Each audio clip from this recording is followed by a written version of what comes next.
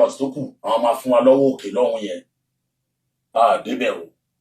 lórí 2 plots of land tó wá fún wa yẹn mo wá lóyá ẹ ṣe ilé síbí ẹ ṣe mọ́ṣáláṣí síbí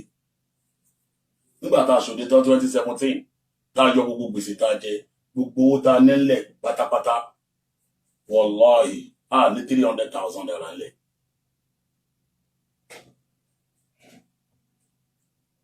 mo wá ní ẹyá ẹ sáré ṣe foundation níwọ̀n bá ẹ̀kọ́ ilé náà síbí tó bá fún wa ní 4 plots tó kù a ṣe school a ṣe hospital a ṣe sórí àwọn yẹn ilẹ̀ tá à ń sọ yìí àgbàwé ẹ o àgbà receipt ẹ o àṣe sí ọ̀fọ̀ ẹ o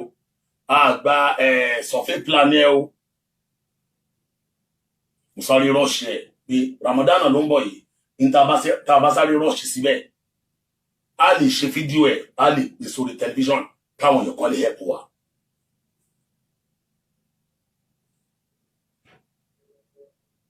mẹ́ta lọ̀rọ̀ ọ̀rọ̀ gbangba ọ̀rọ̀ kọ̀rọ̀ àti ọ̀rọ̀ tí tó sọ.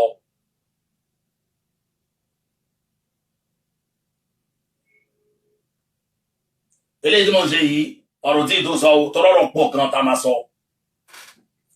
torí àwọn èèyàn àwọn olólùfẹ́ rí wọ́n ti pariwo látijọ́ Alfulany sọ̀rọ̀ tèmi yé mi mo fẹ́ kọ́rọ̀ débi tọ́rọ̀ dé ni ká tó wa mọ̀ tá wa sọ ọ̀tọ̀ ni Japan jà fẹ́ sìn ọ̀tọ̀ ni pé à ń ṣe lára ara wa.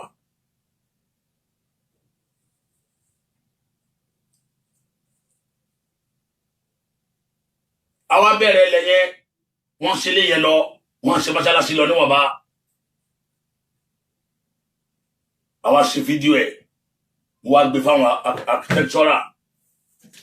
January 2019 náà tó parí kíní yìí o January 2019 láti 2017 o tá a ti ṣe síbẹ̀ o January 2019 nígbà tá à ń plan láti ṣe òye míì ní 2017 yẹn ẹnu ọba tá a ṣe nìyẹn nígbà tí Ramadan náà dé mo gbé sórí tẹlifíṣọ̀n gbogbo program tí mo ń ṣe lórí Ramadan tí mo ń ṣe lórí tẹlifíṣọ̀n nínú àwẹ̀ mo máa ń san 4 million naira lórí tẹlifíṣọ̀n ẹ quote me wrong 4 million naira ni mo máa ń san lórí tẹlifíṣọ̀n kò sẹ́ni kankan tó máa ń ṣe máa sọ lórí program ní ẹjọ́ abẹ́ sanwó sórí tẹlifíṣọ̀n abẹ́ ṣègbà abẹ́ ṣàwò torí pé MTN ló máa ń sponsor program mi MTN ò dẹ̀ ní fún mi lówó kí n tó bẹ̀rẹ̀ program ó dijọ́ tí n bá parí program after 3 months kan tó sanwó fún mi.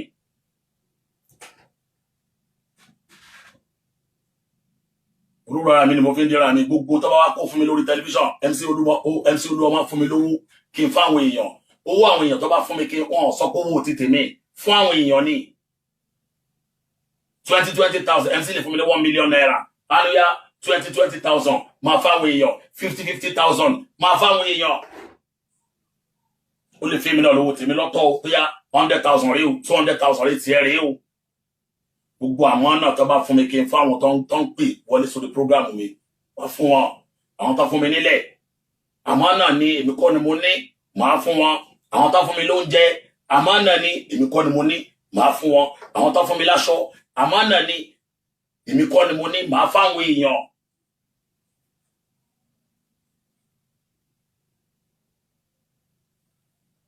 mo dẹ̀ ń wá make sure talẹ́ni náà tí wọ́n á kó nǹkan àmánà sí lọ́dọ̀ pé àmánà ní tá lóun fẹ́ di àmánà alámánà mọ́ tiẹ̀ gbogbo owó tó kó fún mi yẹn tí n bá kówó yẹn dání tí n bá ń ná fúnra mi tí bí ń ṣe bàájì fúnra mi tí bí kọ̀ọ̀rọ̀ ni wọ́n kó fún mi tó ṣojú ẹnìkan ni. gbogbo àwọn táwọn yìí mò ń wọlé lọ bá wọn ní ìfẹ́ Ọlọ́run náà ní lára mi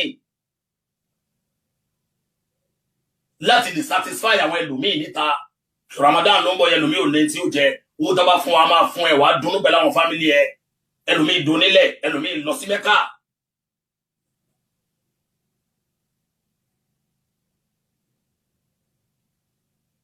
èmi gan fúnra mi dẹ̀ ń ya owó láti sanwó orí tẹlifíṣọ̀n àtúfà àwọn díẹ̀ tọ́jọ́ aláṣírí bíbò wa nìkan náà máa ń fún wa ní owó tí n bá sọ lórí program pé a fẹ́ sanwó orí tẹlifíṣọ̀n o àrò ní 20,000 àrò ní 50,000.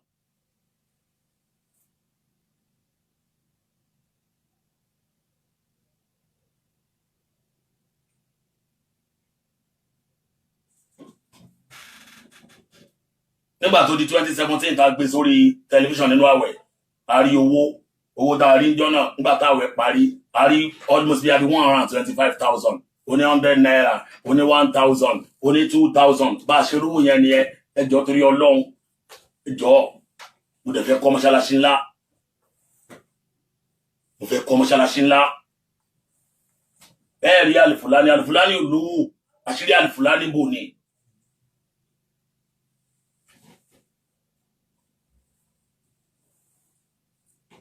Alifulani olówó lọ́wọ́ àṣírí Alifulani bò ní. Mo jẹ́ gbajúmọ̀ tí mo mọ àwọn èèyàn nítòótọ́ mi ò kí ń ṣoníbàárà ẹni mi dẹ́ bá dẹ̀ rí mi láyé wọ́n pè mí síbẹ̀ ni torí pé àwọn kan tó ń sọ pé gbogbo òdílé máa rí nígbà tọ́lọ́hun ṣe mí lórí burúkú bàtọ́lọ́hun ṣe mí lórí burúkú gbogbo àwọn ẹni rí tí wọ́n ṣe ìnáwó tó ń pè mí wọ́n rí pé àlùbáríkà ń bẹ lára tèmi náà ní wọ́n fi ń pè mí.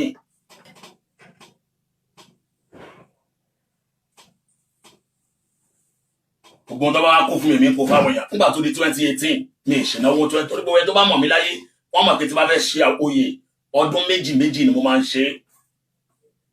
mi ò ṣìnáwó ní 2018 2019 ni mo tún ṣìnáwó ìyẹn lóye tó dá wàhálà alẹ́ níta tí Bobrisky ọ̀nùbọ̀ tí mo fáwọn Lizzy Anjorin lóye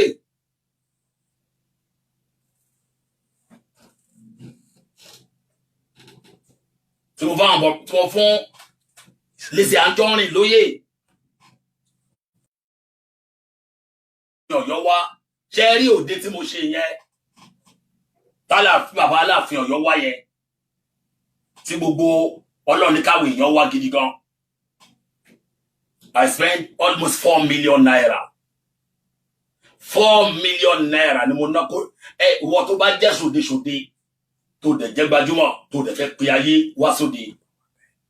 wàá mọ ìdánpè ní owó ìnáwó ṣòwò fẹ́ ní òun ló fẹ́ sọ ni àbò orí rédíò wọ́n ní a máa ṣe pósítà máa ṣe pósítà mọ́ torí tó bá ṣe pósítà àwọn lásà wọ́n ya pósítà wá Nàìjíríà pósítà là máa ń ṣe tẹ́lẹ̀ tá bá ń ṣe ìnáwó àmàlẹ̀ pósítà káàkiri gbogbo àdúgbò wọ́n ní a máa ṣe ìyẹn mọ́ mo wá prefer kí n lọ sanwó sórí rédíò orí tẹlifíṣọ̀n gbogbo ayé ń gbọ́ news wọ́n ń gbọ́ rédíò oṣù mẹ́fà dẹ̀ ni wọ́n ti máa polówó kalẹ̀ pálí Alifulani ó ṣe ìnáwó.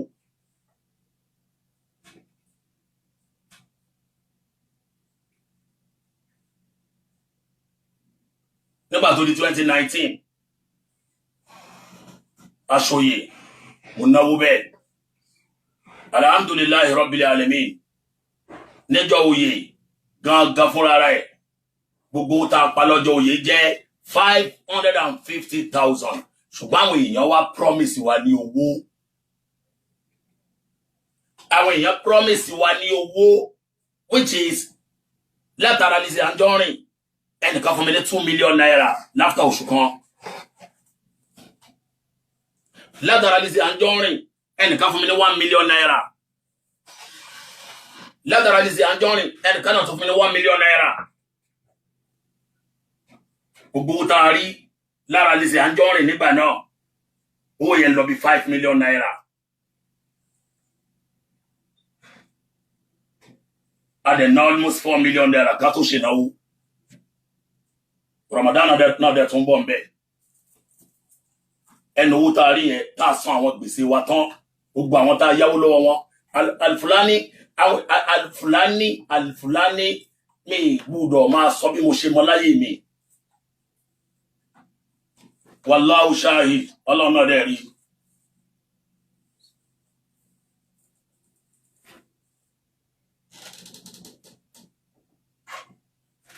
gbogbo àwọn tó jọ màsàlá tún mi wà lórí prógámù yìí o because ìtẹ́ẹ̀dá ò bá mọ̀ kẹ́dà yìí sọ tẹ́ẹ̀bá tí ò bá yé yẹn ṣe béèrè gbogbo àwọn tó láwọn sẹ́ndì owó sí mi láti Amẹ́ríkà láti London báwọn fún mi lówó mọ́ṣáláṣí ẹ̀ ṣí ẹkù náwó àmì ẹ̀ràn ti wí pé bàbá kọ́ mọ́ṣáláṣí Nàìjíríà ẹmọ yìí tá nà ilẹ̀ tá a wá sọ fún yín wípé báyìí ló wà lórí ẹ̀ nígbà tó di 2019 ẹni tó fún wa ní ilẹ̀ ní lẹ́tọ̀ọ́ àti máa sọ̀rọ̀ tí mo fẹ́ sọ yìí ẹni yẹn ní ìṣù pẹ̀lú ìjọba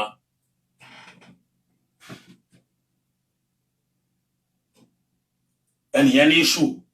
pẹ̀lú ìjọba which is issue rẹ̀ ní agbára tó involve properties ilẹ̀ tí mi ò ní sí ọ̀fọ̀ ẹ̀ ilẹ̀ tí mi ò ní receipt ẹ̀ ilẹ̀ tí mi ò ní survey plan ẹ̀ ẹni tó dẹ̀ ṣe wá lóore tó lòun fún wa nílẹ̀ yìí 2 plots of land là ń kọ́ kíní yìí sí ẹni ẹ ló ní issue yìí ìlàbẹ̀ ṣe mo pe àgbàlagbà òṣèré kan nínú àwọn olóríire tí wọ́n ń ṣòṣèré Nàìjíríà níjọ́ tá a lọ wo ẹni yẹn níbi tó ní issue sí irú ilẹ̀ báyìí àti kéèyàn dá dúró náà torí wípé àmọ́ tíjọba lè padà sọ lẹ́yìn wa ọ̀la àwọn máa ṣàdúrà fún wọn kẹ́niyẹn kó free wọ́n free ẹni náà kó ní issue náà wallahi ta'ala kò tí ju bí i 4 months lọ báyìí kọ́lọ́ má jẹ́ kẹ́niyẹn tó padà dápadà sí aburú mọ́ láíláí.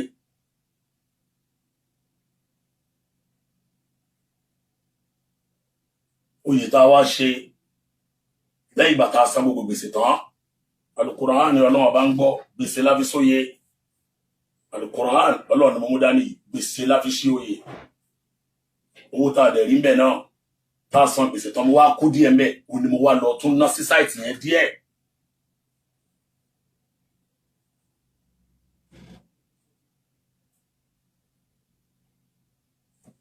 kí sí pé bóyá kí mọ́ṣáláṣí nìkan lólúwa rẹ̀ ń ṣe láyé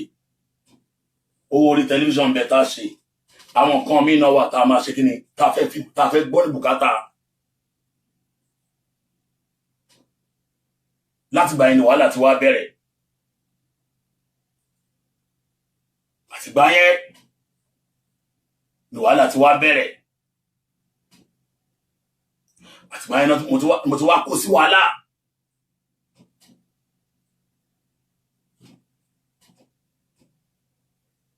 lórí ọ̀rọ̀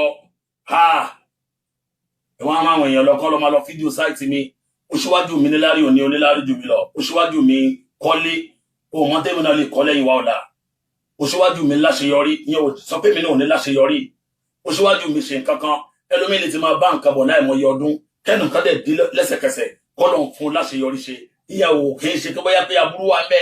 Ọlọ́run ò sọ pé ẹni tó wà ń bẹ náà ò ní padà ṣàṣeyọrí lábẹ́ bẹ́ẹ̀ náà lọ́lọ́run ṣoore fẹ́mi náà ni mo ra ilẹ̀ fúnra mi tí mo ń tà kàkà kí wọ́n máa náwó lórí ilẹ̀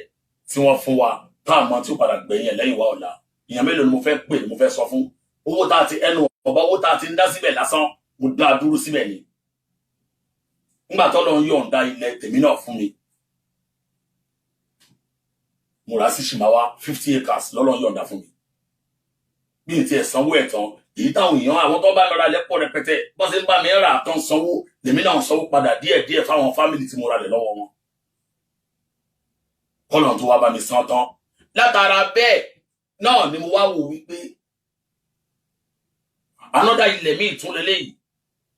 ìbẹ̀lẹ̀ ẹ gbogbo ẹ̀dá tí bá máa ń gbọ́ ìpolówó mi máa sọ síbẹ̀ pé Central Mosque máa wà ń bí o hospital máa wà ń bí o international school máa wà ń bí o ilẹ̀ tara tèmi fúnra mi nìyẹn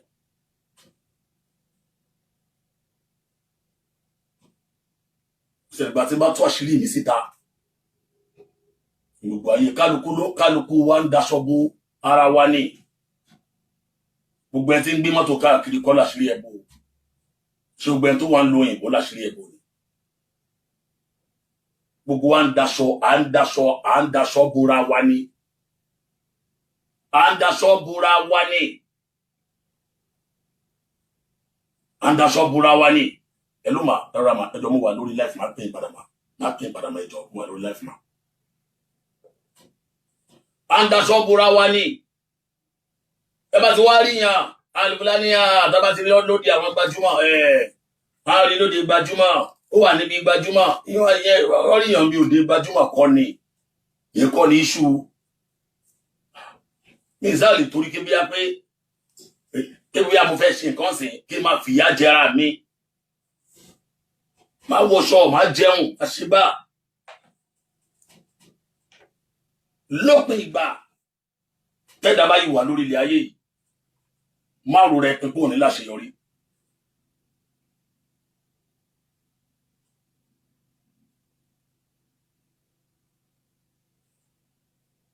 gbogbo àwọn tí wọ́n mọ̀ mí láti pilẹ̀ ọ̀pọ̀lọpọ̀ wọn náà wà lórí ètò yìí. níjọ ẹni tó bá rántí nínú bẹ́ẹ̀ náà lẹ hack àkáǹtì mi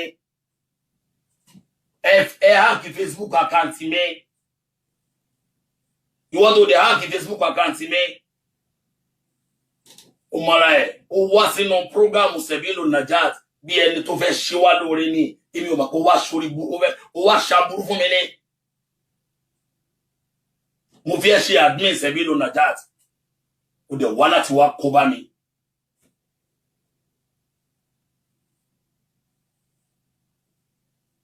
mo fi ẹ ṣe admin Sebilu Najat èmi àti ẹjọ́ travel àjọ lọ Dubai fún business trip wá wálé mi wá wá sùn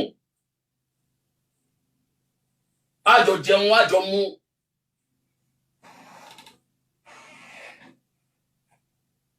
ó fún mi lówó lórí Sebilu Najat níjọ́ tá fẹ́ san owó kan later ó sọ fún mi níjọ́ tá fẹ́ san owó orí television ó fún mi lówó kó fún mi ní 500,000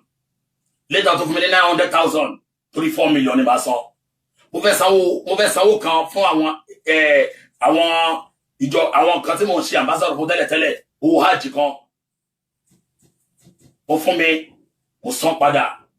fáwọn yẹn nígbà tó máa gbé bíìlì wá ó ní 3.5 million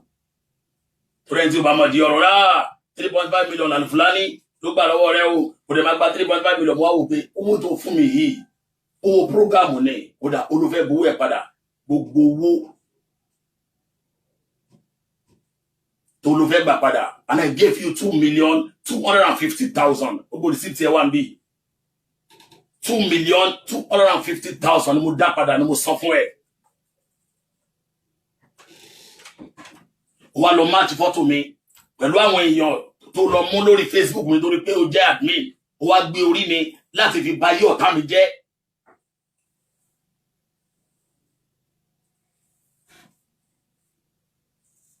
ó lọ gbé orí fọ́tò mi gbogbo àwọn tí mo bá chat ọ̀rọ̀ ẹ̀ mi lọ́dọ̀ ìjọba báwo ló ṣe ní access sí secret mi. Báwo ló ṣe ní access sí secret mi? Kí ló ń wá ń bẹ̀? Gbogbo ohun tó bá jẹ́ nǹkan fi pamọ́ ẹ̀dá láyé, kí ló ń wá ń bẹ̀?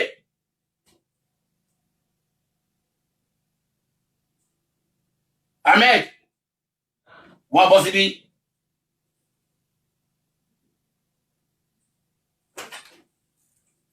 Bọ́ síbí báyìí yọ kíní kò lórí ẹ̀mí ẹ̀. Bọ́ sínú fídíò bí content manager Sebilu Najat rèé. Content manager Sebilu Najat rèé. Àjọ travel lọ Dubai ni. Gbogbo owó tó ná lọ Dubai fúnra rẹ̀, ọmọ yìí ló lọ wá fúnra rẹ̀. Nígbà tẹ́ni yìí tàn wáyé pé tá a bá dé Dubai, a rí owó business tá a fẹ́ lọ ṣe lórí first home, a máa rí owó ńbẹ̀. Ó dẹ̀ lálájì ẹ má wọrí máa tẹ́kì gbogbo àárín yẹ kí la bá bọ́ Dubai fẹ́mi mi ò fẹ́ ó dáa fẹ́ra wa mọ́ ó ṣe wá di àdánwò láyé lẹ́gbẹ̀ẹ́ sọ fún ẹ bó ṣe wá ya fọ́tò lémi tí mò ń gbé máa lọ tiẹ̀ bó ṣe wá ya fọ́tò lémi tí mò ń gbé tó sẹ́ǹdì ẹ̀ sí mi gbogbo ẹ̀ ló ti wà lọ́dọ̀ ìjọba ẹ jẹ́ sọ lọ́dọ̀ fún ẹ kò sí ìlú téèyàn wà láyé tí wọ́n lè arrest èèyàn tí wọ́n lè mú yàn o wá gbé gbogbo fọ́tò mi wá pé káàkiri ayé